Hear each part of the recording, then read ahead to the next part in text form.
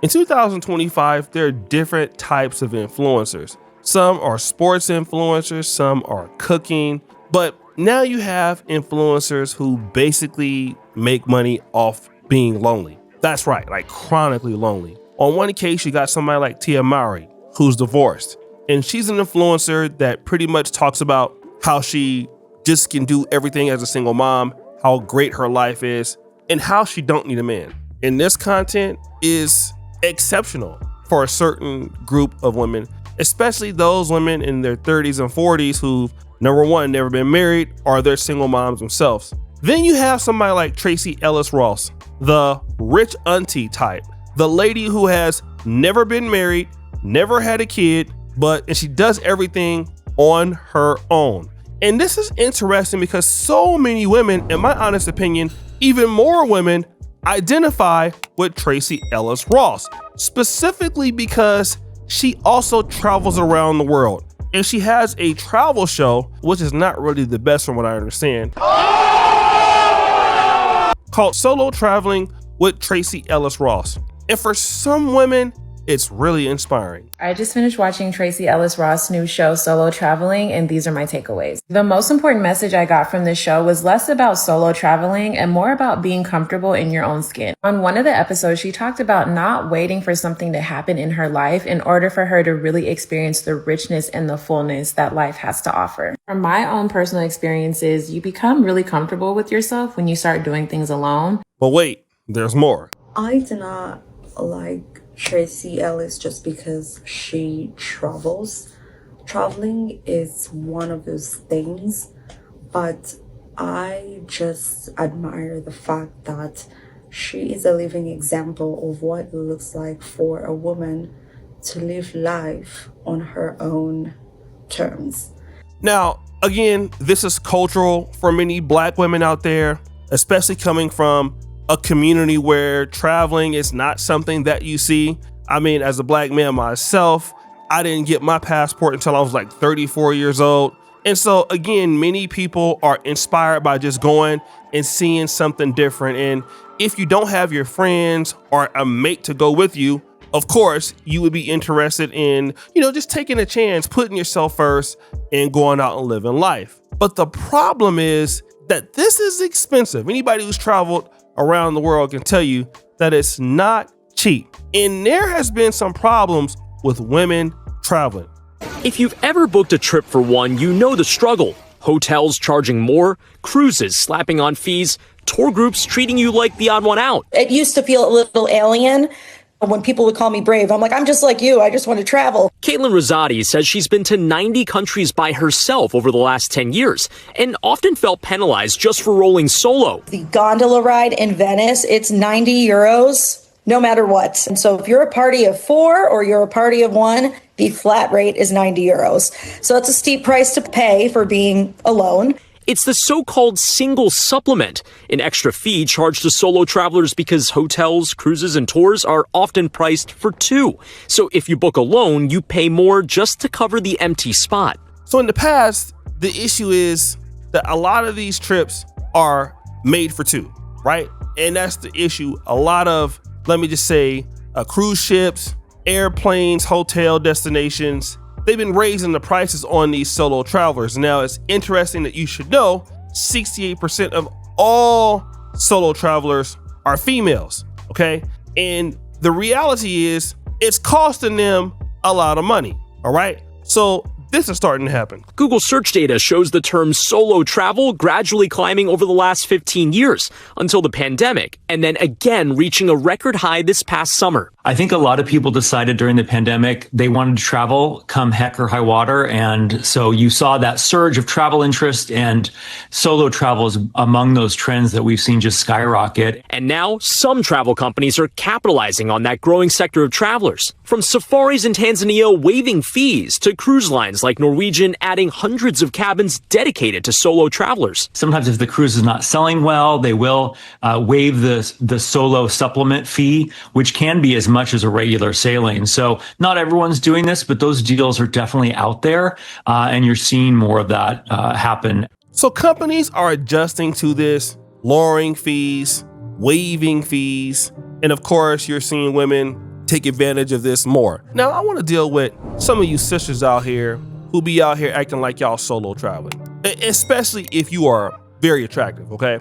Yes, there are some women out there solo traveling on their own budget and saving their own money. That's definitely true. But let me just tell you this, all right?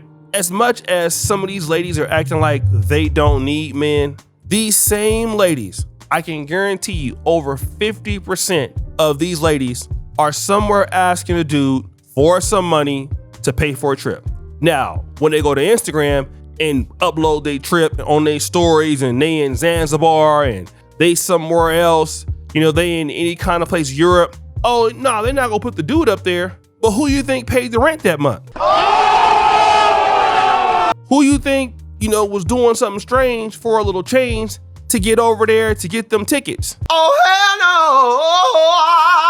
no! That's right, all right? And most dudes understand this. If you see beautiful single women ended up in Dubai, and this is not to say that women can't afford to do these things for themselves.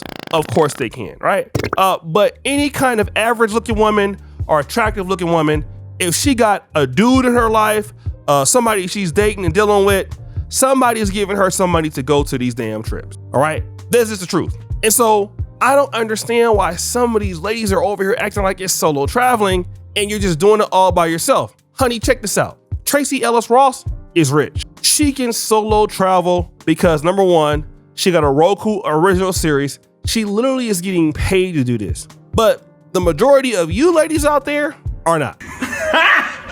Just not getting paid. Secondarily, single people are costing these companies too much money, all right?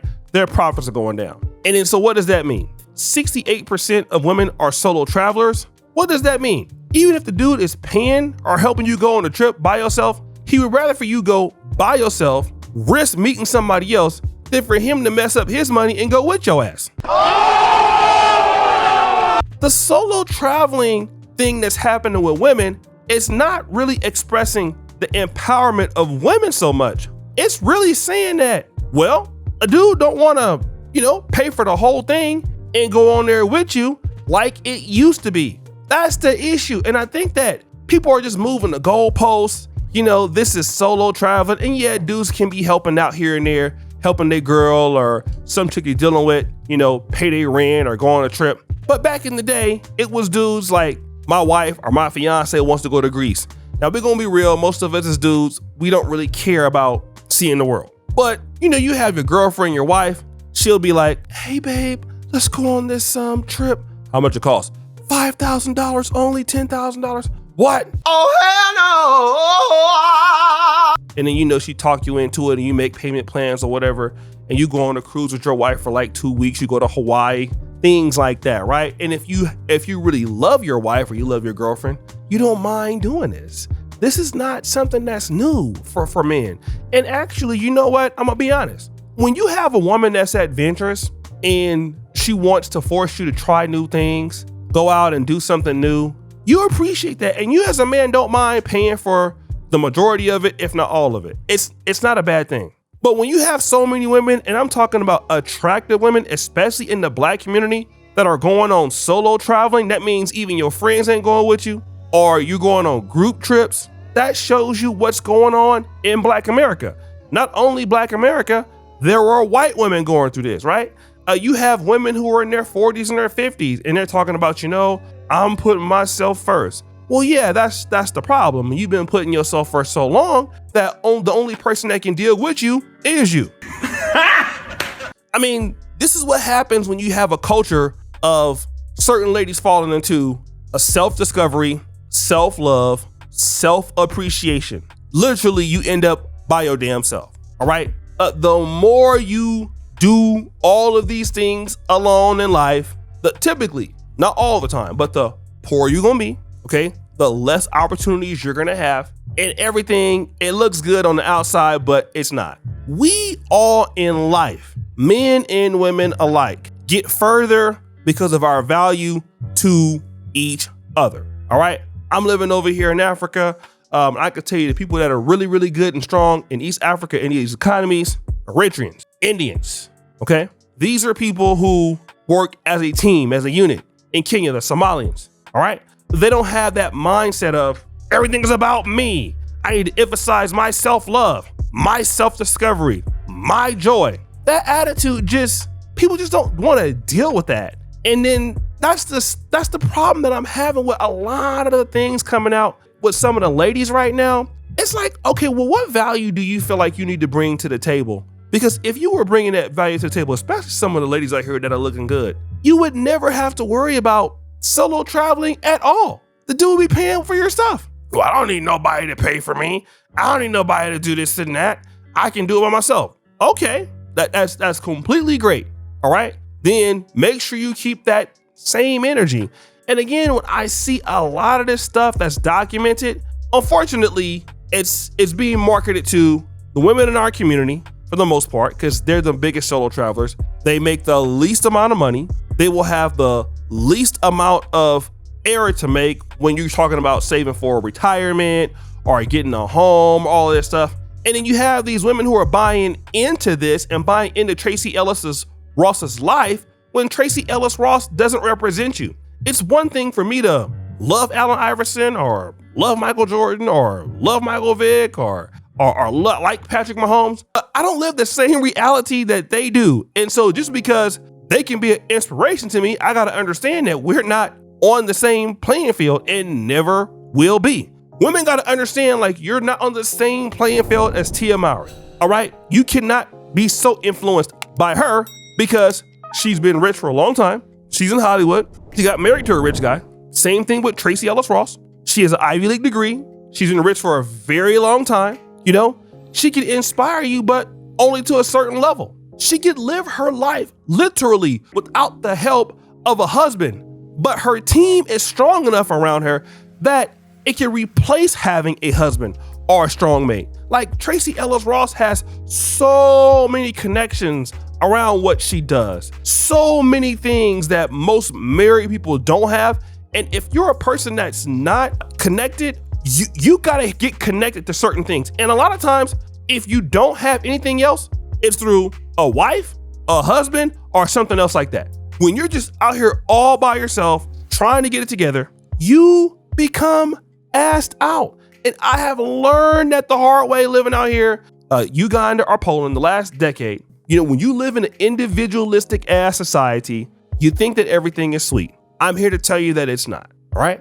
A lot of our jobs as human beings should be literally trying to impress each other more. Like, it just really is. This whole idea of self-love, self-care, what about me?